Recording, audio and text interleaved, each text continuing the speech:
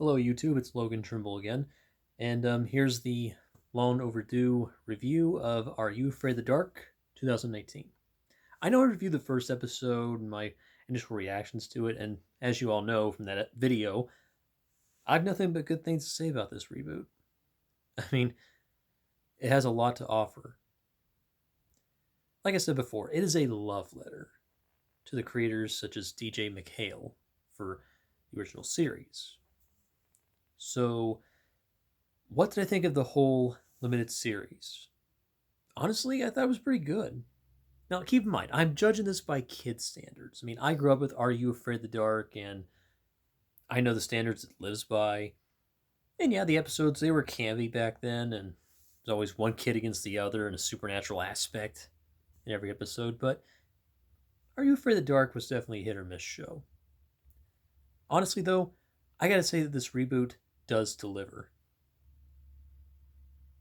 I mean, I'm not going to spoil it for any of you. I mean, you can go and watch it on YouTube for free. Nickelodeon is kind enough to do that for all of us.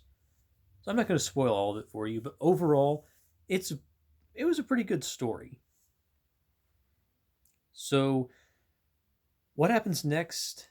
I've looked up every news I could find on this series finale, and so far it's sounding like it's just going to end here.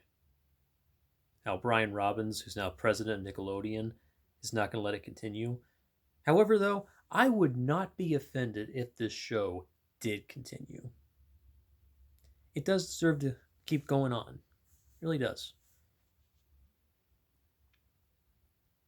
And yeah, these child actors are good actors. I mean, the actor who plays one of the kids, he was in the movie It, Chapter 1, back in 2017. And yeah, he's a good actor.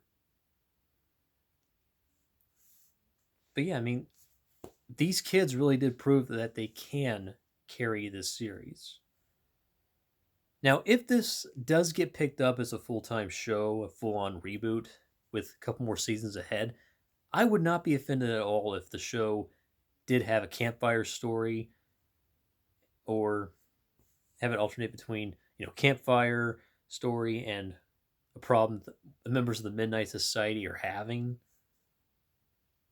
But all in all, the people who made these 3 episodes knew how to handle the project when it came to rebooting something that has become a classic to Nickelodeon fans. I mean, I'm going to straight up admit this, though. I'm not the biggest Nickelodeon fan in the world. My only guilty pleasures from that era are this show and Kenan and Kel. Okay? Those were the shows for my Nickelodeon phase. But overall, this reboot had a good story. It was a nice treat for the month of October. And keep in mind though, it's not the scariest. There's no blood, there's no gore. So if you're wanting any of that stuff, you got to stay away. But if you want something that is a love letter to a classic from your childhood, check it out. So yeah, all in all, I liked it. I'm impressed. And I'm looking forward to what they have to offer us in the future if they do decide to turn this into a TV series. But if anything, this would be Are You Afraid of the Dark Volume 3. Because from what I can tell, the original series was canceled for like 2 years, and then in 2000 they brought it back for a couple more seasons.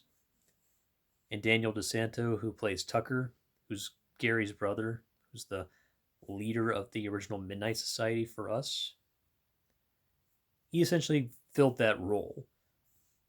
And then not long after the show was canceled. So yeah, this would be volume 3. If anything, they're treating this like a comic book. It's like adapting a comic to screen that's like the Twilight Zone too. That's what the show is a mix of so far throughout its long history. So yeah, by Nickelodeon standards, this show is great. It's probably the best thing that Nickelodeon has done in a long time. Because as I got older, I'm like, yeah, Nickelodeon's for brainless cartoons. and brainless shows. But this show doesn't try to be funny. It's just good, scary, but not gory fun for kids. And if you have kids to entertain, they might like this show. So, that's all I got to say for now. This is Logan Trimble, signing off.